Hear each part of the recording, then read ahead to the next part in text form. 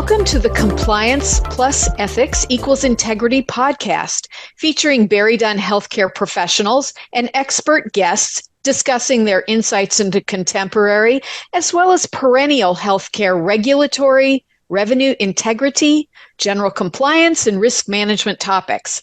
My name is Robyn Hoffmann. I'm a senior manager at BerryDunn. I am pleased to be joined by my colleague, Natalie Laaman, who's a manager. And we are truly honored to be joined by a guest, Theresa O'Doherty. Theresa is an advanced practice registered nurse, and she serves as the Chief Executive Officer of Precision Care, LLC. Precision Care offers after-hours on-call coverage and inbox management services for accountable care organizations and PACE programs. And Precision Care has been a valued BerryDunn client since 2022. The title of our podcast is Complying with Medicare Rules for Annual Wellness Visits and Telehealth. This podcast is for you if your organization is a Medicare participating primary care provider, or if you find complying with Medicare's documentation rules for initial preventive physical exams, annual wellness visits, and telehealth to be challenging, or if any of your claims for these types of services have ever been audited by a Medicare Administrative Contractor, or MAC. Before we get into our discussion, a quick disclaimer. The content we discuss in this podcast is based on our professional experience advising healthcare providers, facilities, and other organizations engaging BerryDunn for compliance and other services. While we may reference specific government programs, Medicare and Medicaid policies, and regulatory guidance, we do not speak for any government agency or contractor, nor do we have the authority to do so. Nothing in this podcast should be considered legal advice. Anyone seeking legal advice on the subjects we discuss should consult their own attorney. Natalie and I are very honored to be joined by family nurse practitioner Theresa O'Doherty. Theresa is a retired Army non-commissioned officer and a decorated combat veteran. On behalf of BerryDunn, we thank you for your service to our country, Theresa. Might you share with our listeners some of your experience in providing face-to-face and telehealth care to seniors? Thank you, Robyn. A little more about me is I've been a nurse practitioner for over 13 years, and I am multi-state licensed. In this capacity, I've cared for patients in a variety of settings, including federally qualified health centers, and I was an assistant medical director and successfully launched a school-based health center. I still provide care within these federally qualified health centers.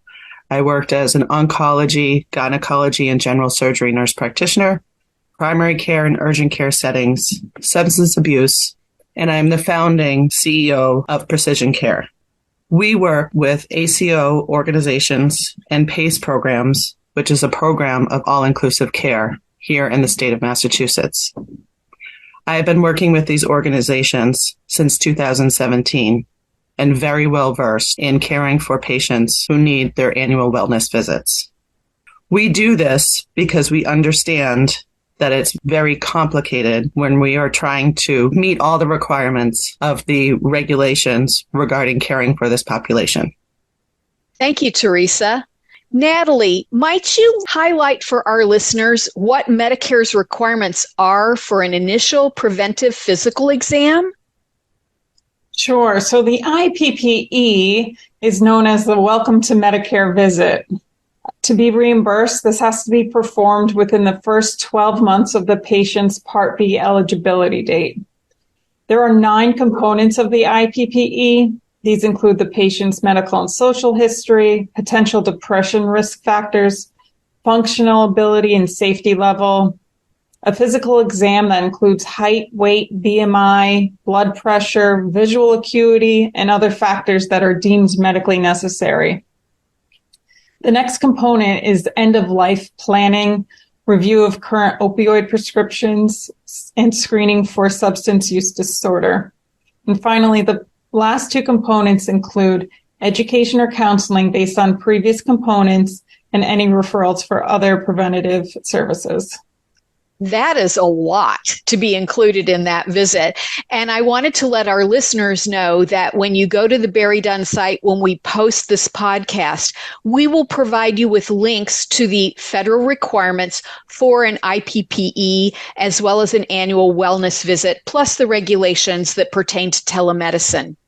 So, Natalie, regarding the IPPE, isn't there a one-time benefit limit on billing Medicare for that specific service? And doesn't the IPPE have a unique G, as in G, government code for billing? That's correct. So CMS pays for one patient IPPE per lifetime, which, as I said before, no later than the first 12 months after the patient's Part B benefits are eligible. The service is billed with a HCPCS code G0402. And if providers are working out of an FQHC, the HCPCS code is G0468. Thanks so much for differentiating those two for our listeners, Natalie. I'm wondering, Natalie, with respect to the IPPE, is this a service that can be provided to a Medicare beneficiary via telehealth, or does the IPPE require a face-to-face encounter? This is a service that is actually required to be done face-to-face, and telehealth is not allowed. Thank you. Again, that welcome to Medicare. It's really important for clinicians to understand that this particular visit does need to be done face-to-face. So, Theresa, you have had vast experience in documenting clinical care across major electronic health record systems, including Athena, CPRS, Epic, eClinicalWorks, and NextGen. Do you have any tips for our listeners with respect to the setup of templates for IPPEs so that all of these numerous Medicare documentation requirements can be addressed efficiently during the course of the visit? Yes, Robyn. I have an actual hard copy template because I started this a very long time ago with lots of crossouts and lots of corrections as things go on over the years. And when I initially start working within a particular electronic medical record, I create a template with that. And that way I'm ready to go moving forward. And periodically, I check to make sure there hasn't been anything that has changed since I started to create this template. And I'm happy to share that with anyone in the organization that requests it, because it is a large undertaking to build this into your new medical record. That's incredibly generous. Thank you so much, Theresa, for making that offer. Now we're going to pivot from the IPPE to the annual wellness visit, or AWV. It's alphabet soup, as we all say here in healthcare. So, Natalie, I'm wondering if you can remind our listeners, for an annual wellness visit, what are the requirements for that type of service? Sure. So the AWV has a lot of the same components as the IPPE, but with a few additions. The biggest difference is the health risk assessment, and this includes a review of demographic data, a health status self-assessment by the patient, psychosocial risks, including depression, life satisfaction, stress, anger, loneliness, among others. It also includes a review of behavioral risks that includes tobacco and alcohol use, motor vehicle safety, and home safety. The final piece of the risk assessment is a review of the patient's activities of daily living and instrumental activities of daily living. So what does that mean? It includes how well can the patient dress themselves, use the toilet, how are they grooming themselves, can they use a phone, housekeeping, can they manage their medications on their own, among others. The AWV includes a component for the provider to establish a written screening schedule for the patient that covers the next 5 to 10 years. Thank you so much. And this particular service, doesn't it have a unique G code as well for billing purposes? And how frequently can a clinician offer an annual wellness visit to a Medicare enrolled person? Right. So there are 3 different AWV codes. The first is for the initial annual wellness visit, and that's uses HCPCS code G0438. Any subsequent AWV, and as we said, annual, so the next following year, is billed with the G0439. And like the IPPE, if the service is rendered in an FQHC, it is reported using G0486. Thanks so much.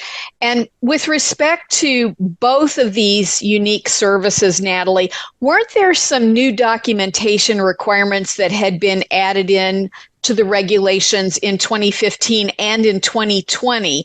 And because of the type of auditing work that you do for BerryDunn with our clients, Natalie, I'm wondering, have you observed that the addition of these requirements, has that posed any additional documentation challenges for clinicians? Yes, oftentimes when we review these services and audits, the review of opioids is actually the most common component missing from the documentation. So we often suggest a simple template fix that could go a long way for providers to remember to address all of these components during the visit. Thanks very much, because if you get audited and you don't have that, that's a ding, right? Correct. Absolutely. And I'm wondering, Natalie, does Medicare permit a patient to receive the annual wellness visit via telehealth, or does that also have to be provided in a face-to-face manner? The annual wellness visit is on the list of approved telehealth codes. In fact, it can be performed using audio only if the patient does not have video capabilities. Okay, that's an important differentiator, if you will, between the initial visit and the annual wellness visit. So thank you for offering that information. And Theresa, you have provided these types of services. You provide telehealth services to seniors, as well as you provide face-to-face encounters.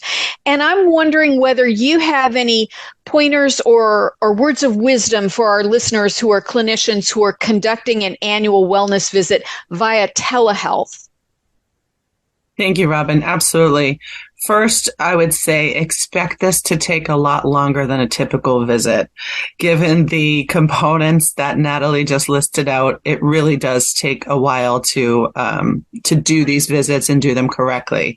And you need to ensure that the patient is tech savvy enough so that way they could use the video visits, which is preferred in my practice, though you can do the audio visit as well. In addition to that, you have to make sure you have your equipment and your applications set up and ready to go, have your template put in place prior to starting the visit, and have an area where you're conducting the visit that's free of background noise, distractions, all those sort of things during the visit. And you have to have the patient use 2 identifiers to confirm who they are to ensure compliance with HIPAA, and to ask if the patient has a private location. And actually, telehealth in Massachusetts, we need to know where the patient is located. So you have to make a note of patients at home or at a family member's home, something like that. You need to note the time of the start of the visit and the end of the visit. So that way the time is also in there and that the patient has agreed to do a telehealth visit. These are important factors for billing purposes. And if there's any additional persons in the room, whether it's an interpreter or a family member to assist the patient, that also needs to be documented in the note. And you need to first introduce yourself, what the visit will include, and follow your template, because if you don't do that, these areas will probably be missed. You know, like Natalie said, the opioid area is an very common. I've even seen it, and I have it actually in bold when I put when I have my template. I have it highlighted so that way I don't forget. And if there's any acute findings found and identified during the visit, we have to ensure that appropriate follow-up is made after that telehealth visit. Thanks. That's really comprehensive information. Greatly appreciated. So as we're wrapping up our conversation today, I would like to invite Natalie and Theresa to offer our listeners either your top 2 or maybe top 3 recommendations for promoting compliance with Medicare requirements for IPPEs, as well as annual wellness visits and services that are provided by a telehealth. So Natalie, I'll ask you if you might start off. Sure. So I would suggest to providers and compliance officers to review the CMS's MLN on IPPEs and AWVs. It's such a great resource, and I would also use this to spot check documentation to make sure all your requirements are in the medical record. Fantastic. Thank you. And Theresa, would you share with our listeners what your top recommendations might be? First, be very organized because there's a lot that you have to go through. And that's including the, depression screenings, anxiety screening, all those different screening forms that you may need. You need to have those right at the ready because it is something that can be missed. And also back to the template, which comes from the CMS guidelines, right, with all these components. And also the second thing would be to really identify and understand who would be appropriate for this type of a visit. If you're conducting an annual wellness visit and it's not going the way in which you would expect, you can then at that point convert it to an in-person visit. It doesn't need to be done today. It has to be done annually. So you can then say, we're going to complete this visit in person and set it up for a different time, because both the patient and whomever's present with the patient and the provider, we need to make sure we're getting the appropriate information so that we can identify things in which we might be able to make a plan to help a patient moving forward. Excellent. And that's a classic example of putting the patient first, putting the patient's needs first. And that goes hand in glove with compliance. If you ask me, that's even more important. So thank you for reinforcing that. So I would like to thank you for sharing your insights, Natalie and Theresa. We've reached the conclusion of today's discussion about complying with Medicare rules for annual wellness visits and telehealth. When visiting BerryDunn's website to access this podcast, please note that we will post the regulations and some of these tools that we've talked about that will be helpful to you in your compliance and in your clinical practice, everyone. So on behalf of the Healthcare Practice Group, we thank you for listening to this episode of BerryDunn's Health Insights Compliance plus Ethics equals Integrity podcast. We welcome our listeners' questions and feedback about the ideas we discussed in this episode, as well as suggestions for topics we should consider developing for future episodes. Many thanks.